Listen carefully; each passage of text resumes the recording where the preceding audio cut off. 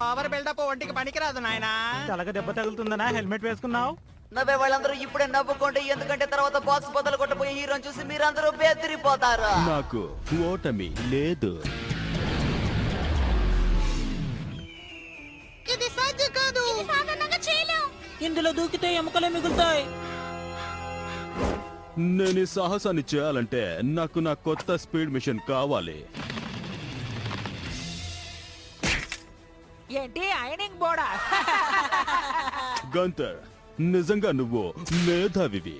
ఈ సాహసాన్ని skate board లో ఎవరైనా చేయొచ్చు, కానీ ఐనింగ్ బోర్డ్ లో నువ్వొక్కడివి మాత్రమే చేయగలవు.